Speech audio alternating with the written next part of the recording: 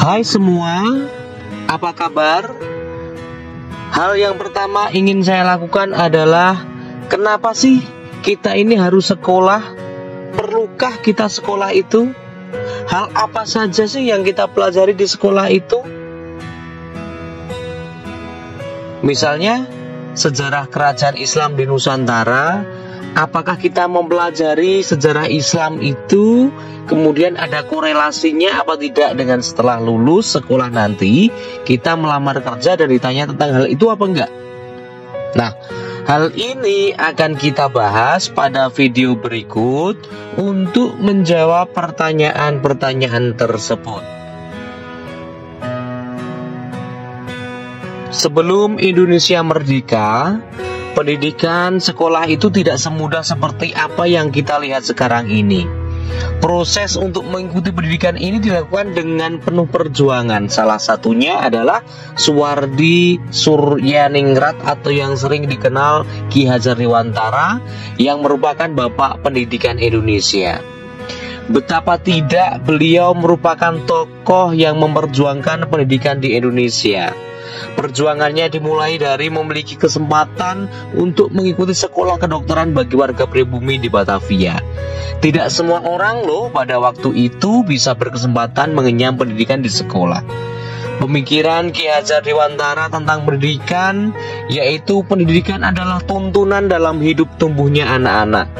Maksudnya menuntun segala kodrat yang ada pada anak-anak agar mereka dapat mencapai keselamatan dan kebahagiaan. Ing ngarso sung tulodo ing madya mangun karso tutwuri handayani.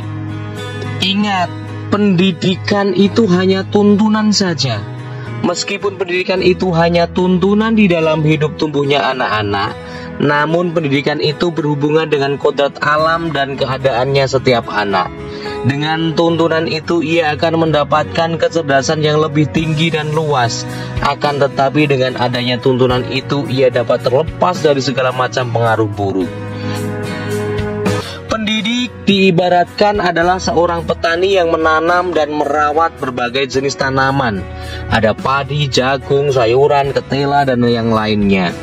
Petani harus memiliki pengetahuan dan keterampilan untuk merawat tanaman-tanaman tersebut.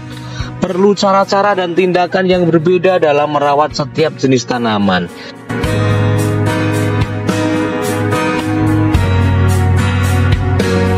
Sedangkan tanaman merupakan perumpamaan dari seorang murid. Tanaman harus dirawat dengan perlakuan sesuai dengan kebutuhan jenis tanaman tersebut. Misalnya padi dalam perlakuannya pasti berbeda dengan jagung ataupun ketela. Padi membutuhkan banyak air untuk hidup, sedangkan jagung dan ketela tidak membutuhkan air sebanyak tanaman padi. Begitupun juga sayuran, pasti porsinya juga berbeda dengan yang lainnya. Maka dengan dasar dari benih yang baik dan perawatan yang benar akan menghasilkan kualitas tanaman yang baik pula. Oleh karena itu, pendidik harus tahu karakteristik dan kebutuhan dari setiap anak didiknya. Pendidik yang diibaratkan petani harus memiliki pengetahuan dan keterampilan untuk menuntun dan mengarahkan siswanya kepada hal-hal yang baik sesuai dengan minat, bakat, dan kemampuan anak didiknya. Biarkan anak berkembang sesuai dengan potensi dirinya, karena tugas dari seorang pendidik adalah menajamkan potensi sesuai dengan kodrat yang dimiliki anak. Hal yang baik harus diasah dan dilatih secara terus-menerus supaya bisa berkembang. Dan hal yang buruk harus dihilangkan sehingga akhirnya tercipta keselamatan dan kebahagiaan yang setinggi-tingginya.